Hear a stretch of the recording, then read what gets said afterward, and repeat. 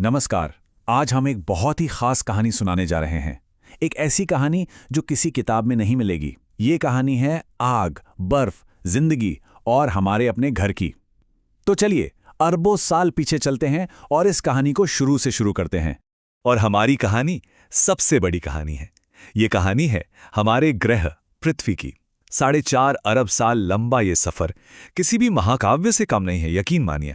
जरा सोचिए, आज हम ब्रह्मांड में जो कुछ भी देखते हैं, हर तारा, हर ग्रह, यहां तक कि हम और आप भी, ये सब कुछ एक वक्त पर एक सुई की नोक से भी छोटी सी जगह में सिमटा हुआ था।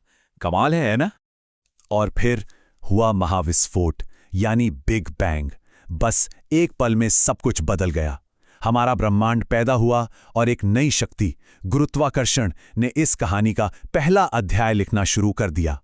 इसी गुरुत्वाकर्षण ने हाइड्रोजन और हीलियम के बादलों को एक साथ खींचा और पहले सितारे और पहली आकाशगंगाएं जल उठीं।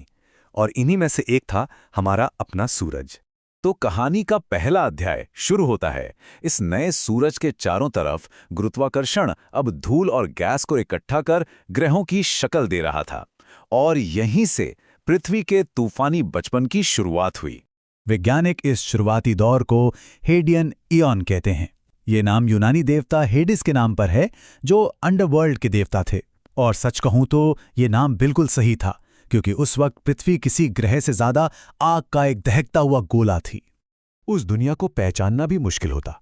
हर तरफ लावा के समंदर थे, आसमान से लगातार उल्कापिंडों की बारिश हो रही थी और हवा जहरीली गैसों से भरी थी। ऐसी जगह पर जिंदगी लगभग नामुमकिन। लेकिन हर कहानी के हीरो की तरह हमारे ग्रह को भी कुछ बड़ी मुश्किलों का सामना करना था।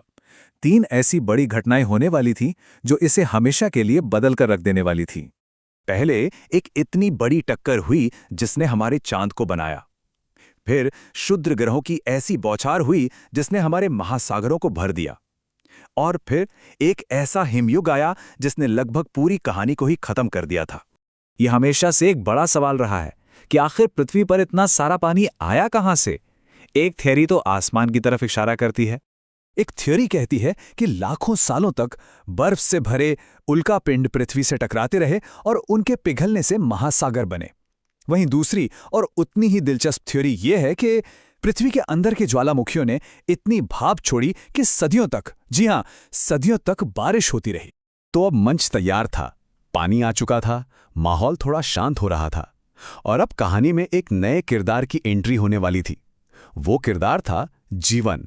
माना जाता है कि इन नए महासागरों की गहराई में, जहां ज्वालामुखी फट रहे थे, वहां की गर्मी और रसायनों ने एक परफेक्ट लैब का काम किया और वहीं पर जिंदगी के पहले अणु बने।